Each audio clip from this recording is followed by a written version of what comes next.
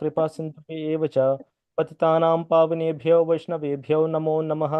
Jai Shri Krishna Chaitanya Prabhu Nityanand Shri Advaita Gadadhar शिवासादि Gaur भक्तवृंद। Hare Krishna Krishna Krishna Hare Hare, Hare Ram Ram Ram Hare Hare. Thank you all once again for joining this evening session, especially the pastimes of Lord Krishna through the Krishna book. It's a summum bonum, or the summary of Krishna book is a summary study of Canto 10 of Srimad Bhagavatam. So today's chapter is about chapter 15, Killing of Dhenuka or Dhenukasura. So let me share my screen so we can have a Krishna book open there. So can someone confirm if you can see my screen? Yes, Prabhuji, we can see it. Thank you, Mataji. Jai. So the killing of Dhenuka. So far in this book, or Srila Prabhupada is maintaining each and every chapter as it is from the Srimad Bhagavatam Canto 10, right? So this is the 15th chapter here, the Krishna, uh, 15th chapter in the summary book, which is Krishna, the Supreme Personality of Godhead, summary study of Sri Vasudeva Srimad Bhagavatam, right? Similarly, the same 15th chapter is in Srimad Bhagavatam. This 15th chapter has the um, as the story of Dhenuka and how the pastimes of killing Dhenuka and his friends. So the first verse I want to read, and we'll take it from the Krishna book. Sri Sukha Uvacha Tatascha Pauganda Vayashritau Vraje Bhabhuvatustau Pashupala Sammatau Gascharayantau Sakibih Samam Padaihi Vrindavanam Punyamativa Chakratuhu. Sri Shuka Uvacha is saying that Shukadeva Goswami is mentioning, and it's same thing here mentioned in Krishna book, that Krishna and Balaram, they become Pauganda age. So what is Pauganda? The age of the age from 1 to 5 is called as Kaumara Avastha, or the age of it's an age. Kaumara age is from 0 to 5, but when it is Pauganda, that means they have turned into 6 years now, and Pauganda, the Avastha is from 6 to 10 years old. What is if it is 10 to 15? It is called as Kishora, right? So now, till now, what was happening in Vrindavan is Krishna was always protected by his parents, and all the family members and all the Vrindavan Vasis, because they were thinking that Krishna is super small and very vulnerable to all the activities, because all the demons are coming in to attack Krishna, right? So they were always protecting him and Balaram, and they were not letting them out, because that's Vatsalya, that's the love they have for Krishna, right? Krishna is the Supreme Personality of Godhead. They don't know that. Sukadeva Goswami gives an example that when you have a melted ghee, right? When you have a ghee, the ghee can be melted by putting it on heat, right? At one certain temperature, ghee will melts out. So in that ghee, in the melted ghee, if you put a golden coin or a piece of gold in that melted ghee, you can see that melted ghee. But after some time, after you take that ghee out of that heat, or when that ghee gets colder, then it becomes layered. It becomes a cake of ghee, right? It's not a melted ghee anymore. It's a cake of ghee. So, so when it is a cake of ghee, we cannot see through, or we cannot see the gold present inside that ghee. Similarly, the situation of parents and the Vrajavasis is that even though Krishna is the Supreme Personality of Godhead, their love, a cake of ghee, which is represented by which is sorry, their love, which is represented by the caking of the ghee, right, covers up, and they don't see the real potency, or the potency of the Supreme Personality of Godhead Krishna is covered up with their love. When the love covers, when there is a love, it covers up everything, and they don't see that. They don't see how potential Krishna is, how potential Balram is, who is Krishna. They'll forget it. They just see Krishna as their own son. and they have that vatsalya, and they were trying to protect Krishna, right? So 0 to 5 years, they were not allowed to get out of the house. To Angan is like they were not allowed to go out of the perimeters of the house, the living space they were in. So what the Krishna and Balram did was they were tending the calves of the cows. When the big cows go out for pasteurizing or for pasturing the grass, then the small little calves of the babies of the cows, they will just stay back at home. So Krishna and Balram were allowed to just play with those calves till 5 year old. And now the moment they turned 6 years old, Krishna is coming up with a agenda of to the parents, mother, saying that I want to go to the forest and tend the cows. That was the agenda, or that was the proposal he put to his parents. uh, Yashoda Maya outrightly say no, there is no option, and she said she was not even listening to the plead or the request or the proposal of Krishna. But Nanda Maharaj was trying, he's saying no, it's not possible. He's trying to console them, but it's not. But when Yashoda Maya didn't even want to entertain that thought, because she was scared. She doesn't want Krishna and Balram to get affected, or um, to get into trouble by going to the forest. Going to the forest is like, it will be little far, and they have to go through the Brajamandal, right? Different parts of Braja. So this is a situation we are in now. So the proposal came in from Krishna and Balaram that they want to go out. Um, so Krishna said, yeah. So Yashoda Mai was not even listening to them. Then there was a problem. There were a couple of issues which were generated with this situation. So what are the issues? The first issue is the calves which Krishna and Balram were tending while those calves around that perimeter of the house. They became big now. They became cows, and they have to go out, right? When they are cows, they need new land, new grass every day. So we were talking near Vrindavan. No, sorry, in Gita Nagari, Dhruva Prabhu was mentioning that the cow will not, when the uh, when they go for pasteurizing, they want different land every day. They don't go to the same land and chew on the same grass every day. So they chew at one place, they move on to the next place, they move on to the next place. Like that, they keep going every day. And after 15 days, or maybe after a month, they'll come back to this place because there was a new grass grown out of the chewed grass. So that is the specialty of cow. So when these calves became big enough, they don't want to go out of the house. Why? Let's park that question there. But let's see the second issue. The second issue is there were other children, other gopas, who were with Krishna, and they were big also. They became bigger. Krishna had all friends of all age, like maybe 4 years, 5 years elder to him also at that point of time.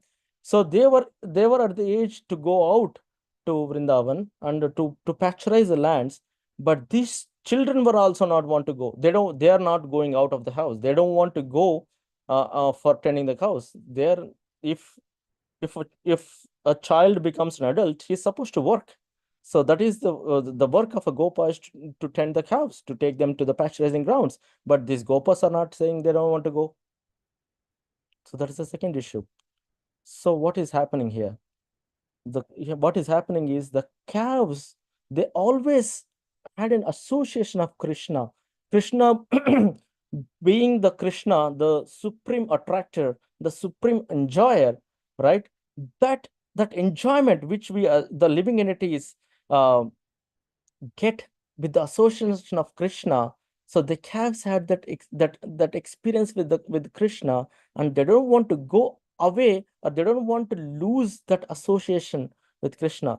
When the calves which turn into cows, when they were forced to take in, when they were forced, or when they were pulled to go out of the house, their eyes were always at the house and at the Krishna. They didn't want to move out of the house, right? Because they wanted to be with Krishna.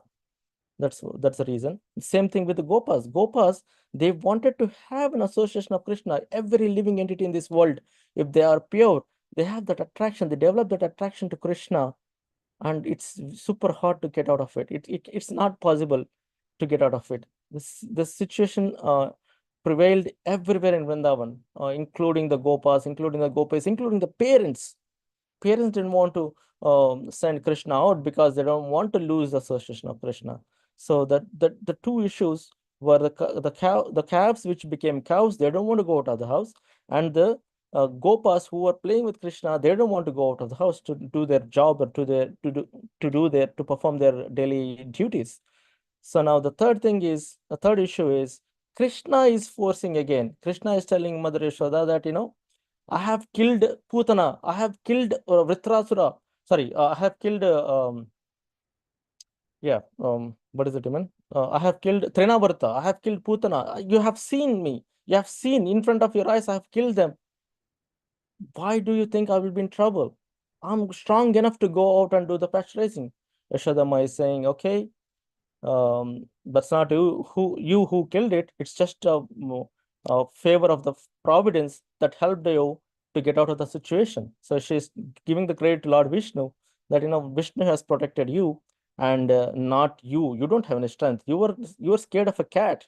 When the cat mews, you get scared. So what do you think? You're gonna go to the forest? That was the argument Mother Yashoda was telling. Then Balaram came in, and he spoke to Mother Yashoda and said that, Maya, Krishna is not alone. If we tend to go out, I'm also present there, right? And I will take care of Krishna. I will not let him. He'll be just going there just to enjoy. He's not going to do anything, and I'll take care of it. And because of all these three issues, she had to accept their proposal. And Yashodamai warns Balram that, make sure, she gives all the instructions. Make sure Krishna should not, he loves fruits, make sure that he doesn't climb a tree, make sure that he doesn't go into the waters, right? Parents are scared of children climbing the tree, and maybe he may fall down. Maybe he'll get trouble into water. He doesn't know how to swim. He has yeah, so he has attraction for all these natural beauties, so he may get into trouble. So you make sure that he eats on time. Make sure that make him sit and make him eat for 2 hours.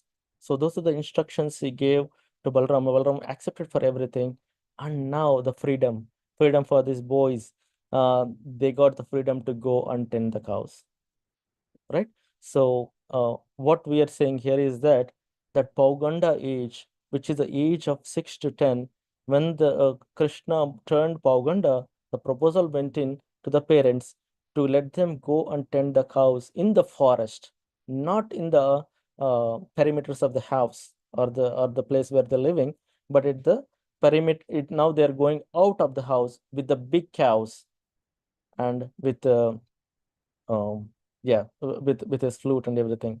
So this is the setup where we are now. Okay, now let's read uh yeah from Killing of Dhenuka. In this way, Sri Krishna, along with his elder brother Balaram, passed the childhood age known as Kaumara and stepped into the age of Pauganda from 6th year and up to the 10th. At that time, all the cowherd men conferred and agreed to give those boys who passed their 5th year charge of the cows in the pasturing ground. Given charge of the cows, Krishna and Balram traversed Vrindavana, purifying the land with their lotus footprints. So this was all awaiting when Krishna comes in this Krishna himself, when he's going out pasteurizing, when he's going tending the cows, tending the pasteurizing cows, and in those grounds, he's stepping his footprint everywhere. So that is why Vrindavan is super sanctified. Vrindavan itself is sanctified. Vrindavan itself is spiritually enlivening place, but More than that, because Krishna has traveled each and every kanana, there are Dwadasha kanan, 12 forests in Vrindavan, right? If we have Yamuna, there are 7 to the west and 5 to the east. So there are 12 forests in Vrindavan. Krishna has traversed has traversed and put his footprint in each and every land, each and every piece of that ground, each and every piece of that forest, making it completely sanctified. It's already sanctified, it's already spiritually enlivened, but that presence of Krishna, that steps, the footprints of Krishna made it much more auspicious, much more auspicious than what we can contemplate. That's why Vrindavan and Brajamandal is super powerful for bhakti or for spiritual enlightenment, right? So that's what Krishna and Balram did. As in the name of tending cows, they were setting the footprints everywhere. Accompanied by the cowherd boys and Balram, uh, Krishna brought forward the cows and played on his flute, and he entered the forest of Vrindavana, which was full of flowers, vegetation, and pasturing grass. The Vrindavana forest was as sanctified as the clear mind of a devotee, and was full of bees, flowers, and fruits. Such a beautiful place, Vrindavan. It's like a clear mind of a devotee. When a mind of a devotee is clear, that is called as peace. We have thousands and thousands of thoughts going on in our mind, right? Keeping us busy with nonsense. There is no productive activity that will happen. There is no focused activity which we can do with so much of contemplation happening in the mind. But if that mind is clean, without any thoughts, super clean, with one focus, serenity uh, can be experienced in that mind. Similarly, um, this Vrindavan is so serene and it was full of bees, flowers, and fruits. There were chirping birds and clear water lakes with water that could relieve one of all fatigue. Sweet smiling breezes blew away, refreshing the blew away. Blew always, refreshing the mind and body. Krishna, with his friends and Balarama, entered the forest and, seeing the favorable situation, desired to enjoy the atmosphere to the fullest extent. Krishna saw all trees overloaded with fruits and fresh twigs, bending down to touch the ground as if welcoming him by touching his lotus feet. He was very pleased by the behavior of the trees, fruits, and flowers, and he began to smile, realizing the desires. So the trees full of overloaded with the fruits, the sweet nectarian fruits, they bent down their branches to the ground, welcoming the deities, welcoming the Lord, welcoming Krishna and Balram, right? Krishna then spoke to his elder brother Balram as follows: My dear brother, you are superior to all of us, and your lotus feet are worshipped by the demigods.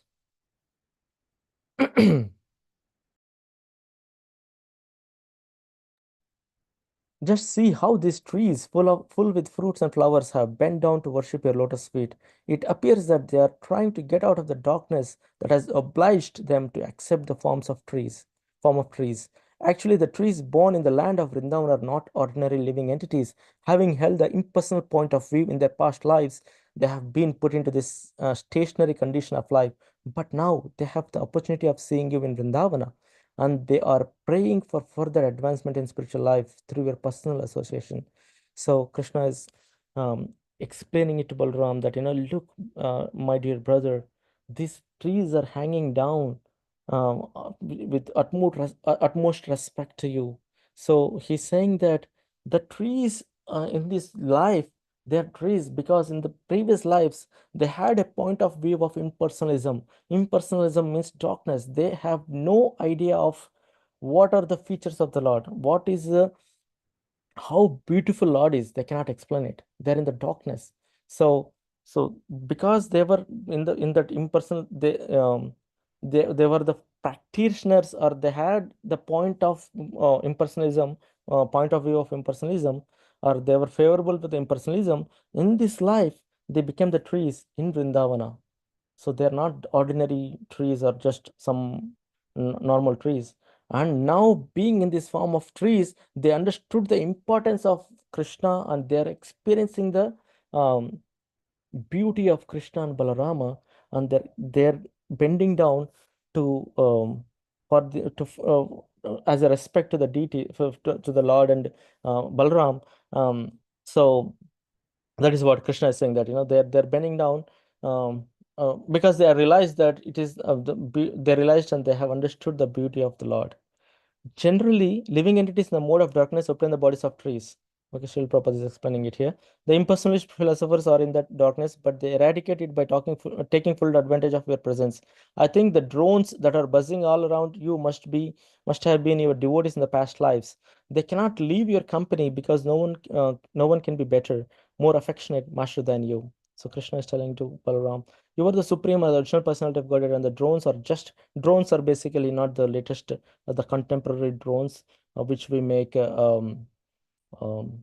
are not mechanical or the electrical or the EV drones. These are the drones or the flies, right? The name of a drone is a basically, um, drone means a fly. Yeah, basically those are the flies. They're going around Balram because they were the devotees of Balram, and so that's why they're the devotees of the Lord. So trying to spread your glories by chanting it. Okay, I think some of them must be great sages, devotees of your Lordship, and they're distinguishing themselves in form of drones because they are unable to give up your company even for a moment. My dear brother, you are the supreme worshipable Godhead. I just see how the peacocks are dancing before you in great ecstasy. The deer, whose behavior is just like that of a gopis, are welcoming you with the same affection. And so he's explaining all the beautiful events that are happening in Vrindavan when they went out to Gocharan.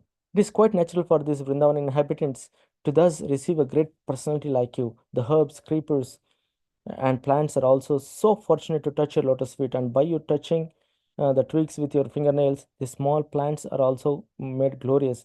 As for the hills and the rivers, they too are now glorious because you are glancing at them. Above all, the damsels of Raja, the gopis, are the most glorious because you embrace them with your strong arms, being attracted by the beauty. In this way, Lord Krishna and Balaram began to enjoy the residents of Vrindavan to their full satisfaction as they herded the calves and cows on the banks of Yamuna. In some places, Krishna and Balaram were accompanied by their friends. The boys were singing, imitating the humming sound of the drones, and accompanying Krishna and Balaram, who were garlanded with the forest flowers. While walking, the boys sometimes imitated the quacking sounds of swans and the lakes, and or when they saw the peacocks dancing, they imitated them before Krishna. Krishna also moved his neck, imitating the dancing and making of his friends laugh. So, if you see here, this is the beauty of, or this is a life, or this is a glimpse of life, what we can get if we go back to Goloka. It's all fun. Every step is a dance, every word is a song. So that is the Goloka. And that glimpse Krishna is giving us to attract us and go and take to this process and go back to and meet him there. Right? So please try to understand how beautiful is. There is no pressure, clear minds, serenity everywhere, humming birds, humming sounds. And they are imitating the sounds of swans and peacocks dancing. They're doing everything just a play. There is no pressure at all. So, yeah, Krishna also moved his neck, imitating the dancing and making his friends laugh. So, Krishna is funny. He's making his friends laugh with all those moves. The cows taken care of by Krishna had different names, and Krishna would call them with love. After hearing Krishna calling, the cows would immediately respond by moving, and the boys would enjoy this exchange to their heart's content. Krishna is not pulling, or it doesn't have ropes on their necks to pull those cows, uh, right? But what is he doing? He's just playing the flute to indicate them where to go and where not to go, and how to do and what to eat. So that is what Krishna is doing just by playing the flute. They would all imitate the sound vibrations made by the different kinds of birds. Who are they? These are the boys, Gopas. Kinds of birds, especially the chakoras, peacocks, cuckoos, and bharadwajas. Sometimes when they would see the weaker animals fleeing out of fear of the sounds of tiger and lions. The boys, along with Krishna and Balram, would imitate the animals and run away with them. When they felt some fatigue, they would sit down, and Balram would put his head on the lap of one of the boys just to take rest, and Krishna would immediately come and begin massaging the legs of Balaram. So, what are we learning? All these things happening here. What are we learning here? So what we are learning here is Krishna is giving importance to Balaram here, right? So Balaram is his own form. There is no difference between Krishna and Balaram. Generally, Balaram is represents each and everything that Krishna enjoys. If you're playing Mridanga for the pleasure of Krishna, that is Balaram. Mridanga is Krishna, sorry, Balaram becomes Mridanga. If Krishna wants to have a bed, he becomes a Sheshanag, so he's Balaram. So that's why Balaram is all everything enjoyable. What is Krishna is enjoying, Balaram takes that form and gives that pleasure to Krishna. But here, Krishna is trying to give importance or trying to give or putting a highlight to Balaram here. There is no difference, but still, what Balaram is doing here is we'll see why that importance is being given here, and he gives we will see what happens next also, right? So Krishna is massaging the legs of Balaram, and sometimes Krishna would take a palm fan and fan the body of Balaram, causing a pleasing breeze to relieve him from his fatigue. Other boys would sometimes dance or sing while Balaram took rest, and sometimes they would wrestle among themselves or jump.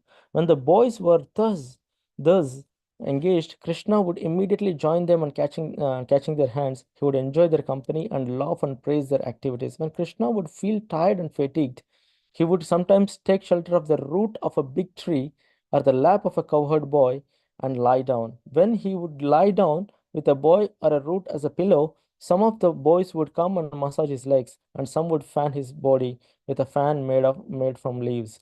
Some of the more talented boys would sing in a very sweet voices to please him. Thus, very soon his fatigue would go away. The Supreme Personality of Godhead Krishna, whose legs are tended by the goddess of fortune, shared himself with the cowherd boys as one of them, expanding his internal potency to appear exactly like a village boy. So Krishna is completely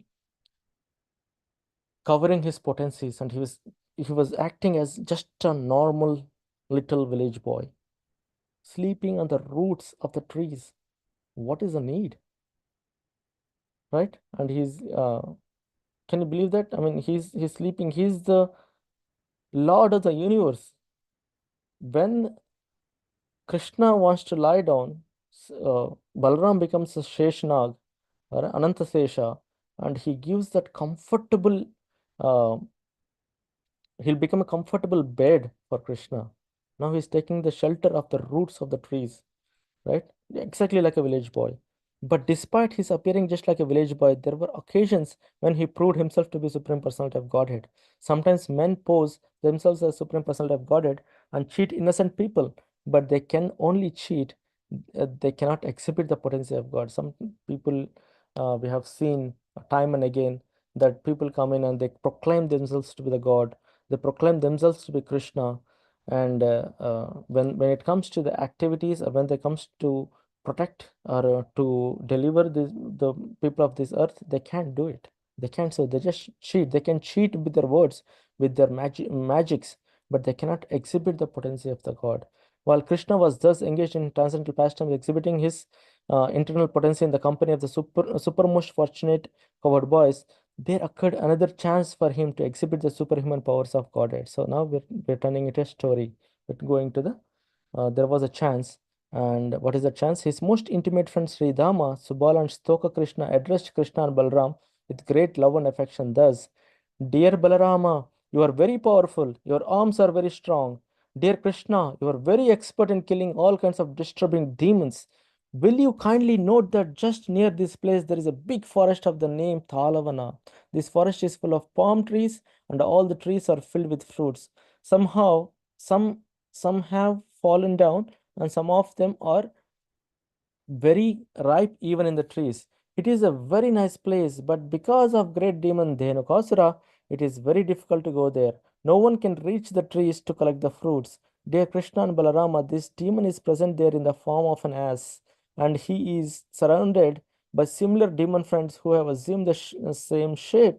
All of them are very strong, so it is very difficult to approach this place. Dear brothers, you are the only persons who can kill such demons. Other than you, no one can go there for fear of being killed. Not even animals go there, and no birds are living there. They have all left. One can only appreciate the sweet aroma that is coming from the place. It appears that up until now, no one has tasted the sweet fruits there, either on the tree or on the ground. Dear Krishna, to tell you frankly, we are very attracted by this sweet aroma. Dear Balarama, if you like, let us all go there and enjoy these fruits. The aroma of the fruits is now spread everywhere. Don't you smell it from here? So this is a request put by the friends, intimate friends of Krishna and Balarama, Sri Rama, Subala, and Soka Krishna. They went to Krishna and Balarama. They glorified them because they know the strength of Krishna and Balarama. There is nothing they glorify. It's not a false glorification. They have seen it. They have experienced it. Because earlier we have seen they were being stolen by Brahmaji, right? And Krishna would brought them back, and they have seen them killing the Aghasura. So all this Leela has been already performed. So now they have seen the prowess of Krishna and Balarama, and they're glorifying accordingly, and there is no false glorification here. And they're telling that we have there is something called as Thalavana around here, and in the Thalavan there is thala fruits, the fruits which are palm fruits. Thala is a palm. So these palm fruits are nectarian. They're very sweet, and some of them have fallen on the ground, and some of them are still on the trees. Either way, at least if you can't climb, if mother has warned you not to climb the trees, at least we can pick the fruits which are fallen on the ground. They're also good enough. So they are, but what is the problem? The problem is there is Dhenuka. Dhenuka is a form of an ass or a donkey, and Dhenuka, a demon Dhenuka, in the form of a donkey, is guarding that Thalavana with all his friends in the same form. They're all donkeys. They're guarding the Thalavana. But how do we know there is a Thala fruit there? Because the Thala fruit, the aroma is extraordinary. The aroma, because the wind breezes, right? Even though if you try to hide something, the aroma of the fruits are so good that by the wind we can breathe and experience, and we can say that those fruits are delicious. So let's go, please. Let's go and get these palm fruits. When Balarama and Krishna were thus petitioned by their intimate friends, they were inclined to please them, and with smiling faces, they proceeded toward the forest, surrounded by all their friends. So, what fear Krishna and Balarama will have? They don't have any fear for any kind of demon because they're the personality of Godheads, right? Now they know what they can do, and it's just reason for them to go. So, but the reason was set up, and the friends petitioned them to go and get those fruits. So now they have no problem. They're just having with face, smiling face as they proceeded toward the forest surrounded by their friends. Immediately upon entering the Thalavana, Balaram began to yank the trees with his arms, exhibiting the strength of an elephant. So when an elephant goes, um, or when the elephant comes to the sugarcane fields, right, completely destroys. That is the strength of an elephant, and elephant can break the trees also. So similarly, Balarama is breaking the trees with his arms. That is the strength of Balarama. So he's compared with the elephant here. Because of this jerking, all the ripe fruits fell down on the ground. Upon hearing the sound of the falling fruits, the demon Dhenukasura, who was living there in the form of an ass, approached with great force, shaking the whole field, so that all the trees moved as if there were an earthquake. When these demons they run, same thing with the Keshi. When the Keshi was running, demon Keshi, it is explained in Srimad Bhagavatam that mane. I don't know if you call it as a mane, but the hair on the horse, right? Kesh is a horse demon. That horse's hair was touching the clouds. Basically, it's touching the clouds. That heavy or that huge that Keshi demon was. Similarly, here when Dhenuka was coming towards this Krishna and Balram and his friends, it was shaking so hard that it was shaking the earth so hard that it felt like an earthquake, right? The demon appeared before Balarama and kicked his chest with his hind legs. At first, Balarama didn't say anything, but with great anger, the demon kicked him again more vehemently. This time, Balarama immediately caught hold of the legs of the ass with one hand and wheeling him around, threw him into the treetops. So, this is the, please picturize this, right? Balaram took hold of the hind legs of the demon and wheeling means wheeling around. So we used to when mother was small, my son mother was small, he was like 3 years. We used to watch um, Krishna, the little Krishna series. When he used to watch this episode of the Killing Dhenukasura, um, when Balram was wheeling when that scene was happening, when Balram was wheeling the Dhenukasura, Madhav used to pick some equipment, something like, let's say some remote or something like that, and he used to wheel it and throw it. So he did it multiple times that our TV got cracked just because of that. So this is written in Srimad Bhagavatam like that. Why I'm saying this instance is that it is not Bhagavatam is not boring, a theory kind of a book. It is explaining each and every detail. It's giving a picture. It's giving the um, moving picture of the events that's happening there in that. So we can easily picturize, right, what's happening here. So this time Balram immediately caught hold of the legs of the ass with one hand and wheeling him around, threw him into the treetops. While he was being wheeled around by Balarama, the demon lost his life. Balarama threw the demon into the biggest palm tree about, and the demon's body was so heavy that the palm tree fell upon other trees, and several fell down. It appeared as if a great hurricane was passing through the forest, and all the trees were falling down, one after another. This exhibition of extraordinary strength is not astonishing because Balaram is a personality of Godhead known as Ananta Naga, who is holding all the planets on the hoods of his millions of heads. He maintains the whole cosmic manifestation exactly as horizontal and vertical threads hold the weaving of the cloth. So, if we think, well, how can Balram do that? Because Balram is the supreme personality of Godhead. There is no difference between Krishna and Balram except for two things. One is uh, Balaram one is the color. Krishna is a Mega Shama, and yeah, it's dark cloud, and Balram is a white cloud. Only the color is like white cloud and dark cloud.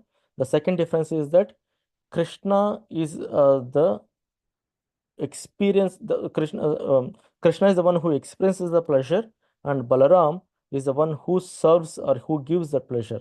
So this is the only two differences, but they are the same personalities. There is no difference.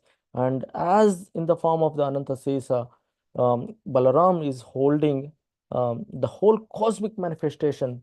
Think about the millions and millions of universes that comes out of the pores of the um, Mahavishnu. They need some place in this material world, and in this material world they were lined up, and they had their own orbit. They have their own orbits in each and every universe. There are universe in the universe. There are other planets, and they have their own orbits. All this cosmic manifestation were stationed or stabilized by on the heads of the hoods of the Anantasesa. That is the Balram. That is, if he is the supreme personality of Godhead, and there is no doubt, there should not be any doubt that Balram can do something like that, swinging of a demon, such a powerful demon who when one was running, it felt like an earthquake, right? That's the power of the demon, and Balram is much, much more powerful than that demon. So he yeah, he killed the demon and threw it on the palm trees. After the demon had been thrown into the trees, all the friends and associates of Dhenukasura immediately assembled and attacked Balrama and Krishna with great force. So we knew that Dhenuka was not the one there. There were his friends also, and they were also the donkeys or the asses. So they all attacked because when a friend dies, other friends will come to attack. Right? The same thing happened um, when Krishna killed. Yeah, I mean that's another story. But anyway, so friends will come. These demons are like that. They don't see uh, who is right and who is wrong. They don't see that. What is right and what is wrong, they don't see. They just want to support their friend. They'll go without a logic. They don't like something happened with Ravana, right? There are there are so many well-wishers. Vibhishana was telling them. Vibhishana was telling Ravana that it's not right. You are not doing it right. That is a great associate. When you have a well-wisher, he'll think about your future also and give a suggestion according to your according he will give the best suggestion for you, not for temporary pleasure and not to impress you. He doesn't give suggestions according or advice according to impress you. If it is going to be trouble, he'll tell you it's a trouble, don't do it. If it is not trouble, yeah, if it is something good, he'll praise. It's not like he'll always tell the bad things or opposite things. He'll give you the right opinion. That is one. When if we say if someone is a friend, that friend someone is a friend, that friend is, yeah, a good friend should always have that capability or have that right to say it on the face of another friend, right? His friend. If there is no then if the friend is saying some things, or if a person is saying something to you to impress or to get a favor from you, then that is not a friend, right? Same thing happening here. The Dhenukasura was unnecessarily controlling that area, right? He threw out every living entity in that Talavana, right? Now his friends are defending him. They came here and they are fighting for his friend. So what kind of a friends they are, right? They were determined to retaliate and avenge the death of their friend. But Krishna and Balarama caught each of the asses by the hind legs, and exactly in the same way wheeled them around. Thus they killed all of them and threw them into the palm trees. Because of the dead bodies of the asses, there was a panoramic scene. It appeared as if the clouds of various colors were assembled in the trees. Hearing of this great incident, the demigods from the higher planets showered flowers on Krishna and Balarama and beat their drums and offered devotional prayers. Whenever, time and again, whenever Krishna performed some activities, whenever Krishna killed the demons, whenever Krishna killed or relieved this earth um, from the demons, the devotees of Krishna, who are the demigods, they always came. They come with nice instrument, they sing, they dance, they beat the drums, and they shower the flowers, right? So as an appreciation, as a respect to what Krishna has done. So this is what is again they're doing it here. A few days after the killing of Dhenukasura, people began to come into the Talavana forest to collect the fruits, and animals began to return without fear to feed on the nice grasses growing there. Just by chanting or hearing these transcendental activities and pastimes of the brothers of Krishna and Balaram, one can amass pious activities. This is Falashruti. Whenever um, Falashruti means if you hear or if you perform an activity, then you get some sukriti. So you get some benefit. So the benefit of hearing the story, what we have done today, is when someone hears this story and the glorification of the Lord, Krishna and Balram, the pastime of the Lord Krishna and Balram, because you're all attending today. So I know it's evening. There are like we are about 17 of people. We are listening to this story. So just by listening to this story, we have amassed pious activities. That's what Sukadev Goswami is saying. Okay, it's not like this is Sukadev Goswami saying to Parikshit Maharaj, just by hearing this story, we amassed so much of piety today.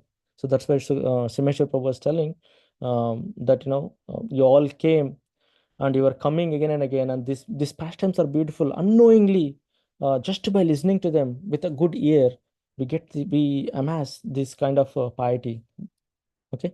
When Krishna and Balram entered the village of Vrindavan along with their friends, they played their flutes and the boys praised their uncommon activities in the forest. Their faces were decorated with tilaka and smeared with the dust raised by the cows, and Krishna's head was decorated with the peacock feather.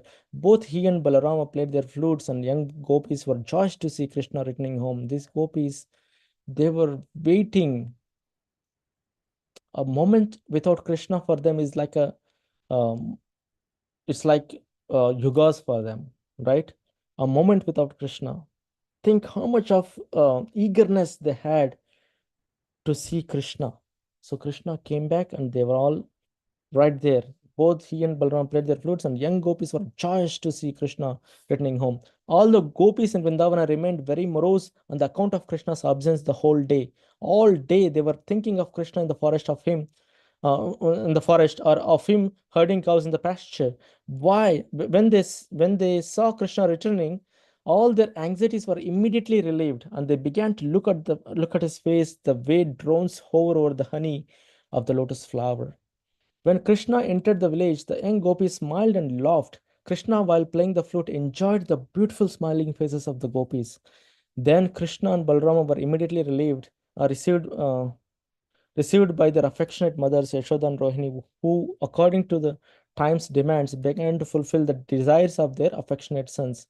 So, similarly, the mothers rendered service and bestowed benediction upon their transcendental sons. They took care of their children by bathing them and dressing them very nicely. Krishna was dressed in yellowish garments and Balram was dressed in bluish garments, and they were given all sorts of ornaments and flower garlands. Being relieved of the fatigue of their day's work in the pasturing grounds, they looked refreshed and very beautiful. The moment they came back, mothers, they were also missing Krishna and Balaram. They just quickly gave the shower, they tended them, they gave them the food, they gave them the shower, they dressed them up yellow and blue, Krishna in yellow garments and Balaram in blue garments, and they were decorated and they got refreshed because the fatigue, right? They went all the way to the forest and they came back.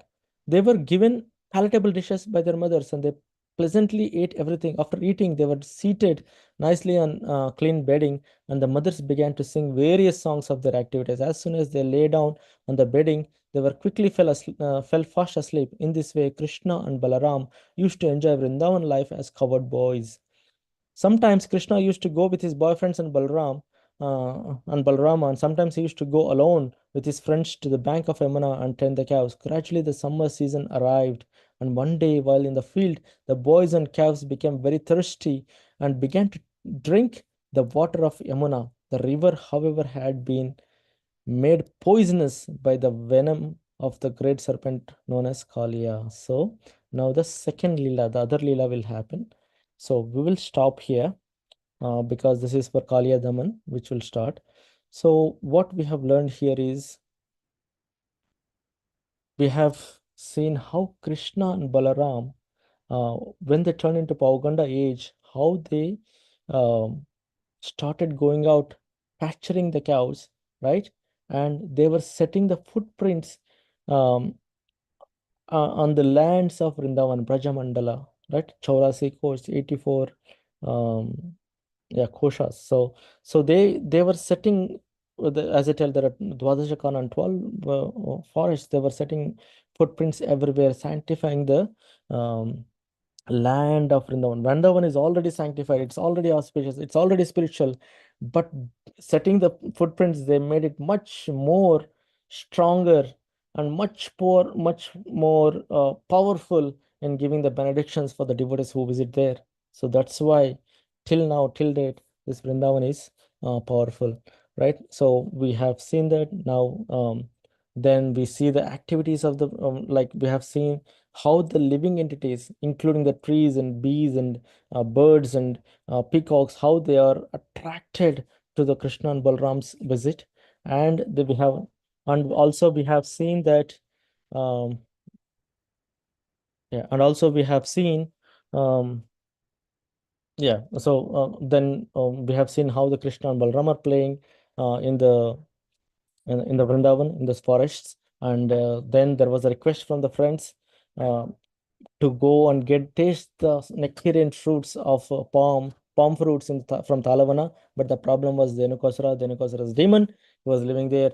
So Krishna, Balram, no, they're very powerful. They went there. Balram wheeled, like caught hold of the legs of Dhenuka and wheeled Dhenuka and threw him into the trees to kill him. Right? Similarly, the friends of Dhenuka came, and Krishna and Balram, they killed all of those demons, all the asses right there. And so now what we want to see is Bhaktivinoda Thakur. He explains that every every demon Krishna killed represents one or other form of an Arishad Vargas. Like, we should consider what kind of Arishad Varga they represent, and what kind of anarthas they represent, and how should we take care of those anarthas.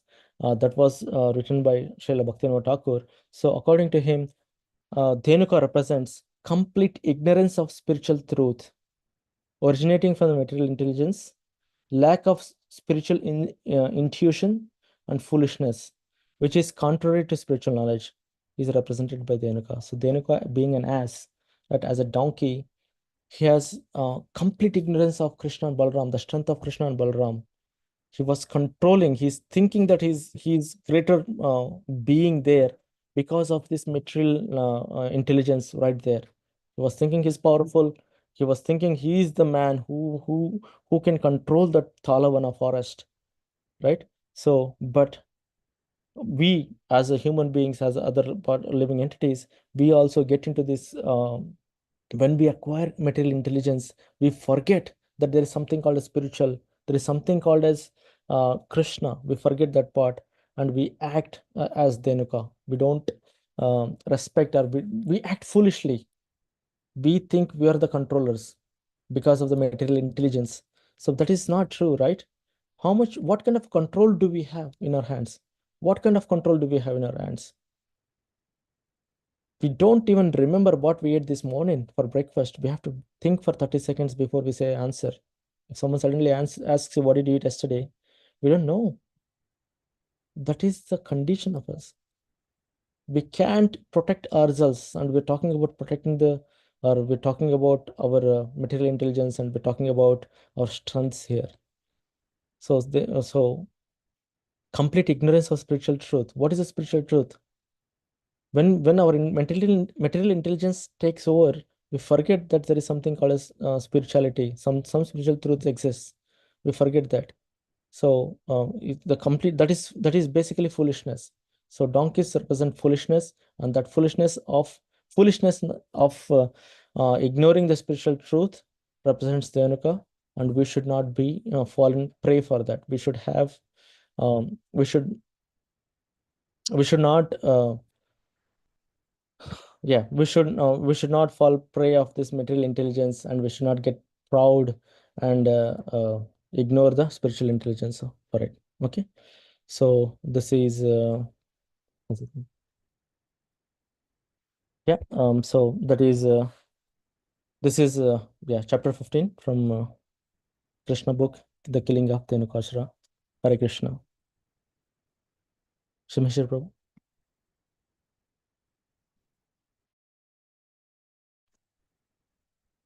Hare Krishna Prabhuji, Dandot Pranam, all glories to Srila Prabhupada. Hare Krishna. Wonderful. Prabhuji, very nicely explained. As Balram Jayanti is coming like on Monday, so I was just meditating when you were talking about this Leela. One day, I just heard in Katha. So all the demons were just attacking Krishna, right? So Balram was so protective, like as an elder brother, and even Shesh, right? Ananta Shesh.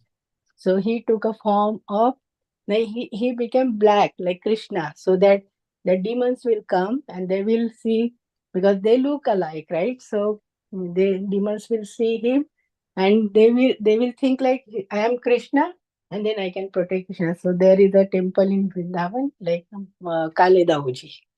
So just wanted to share that. Thank you for sharing that, Mataji. Oh.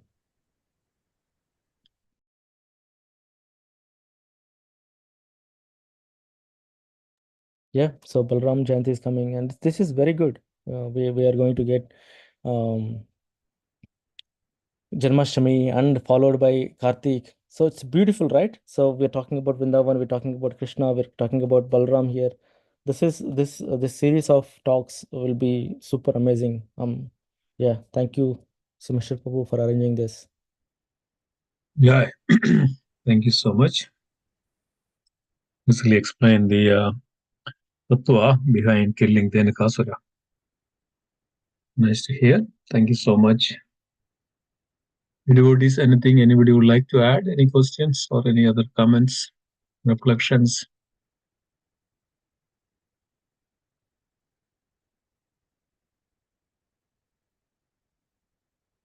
Okay, if none, then it's 8 o'clock. Thank you so much, dear devotees. Thank you, Hari Kishore Prabhu. So let's pray together. Vancha kalpatarupasya, Yeah. kripa sindhu bhevacha, patidanam pavanebhyo, Vaishnavebhyo namo namaha, Vaishnavrinda ki jai.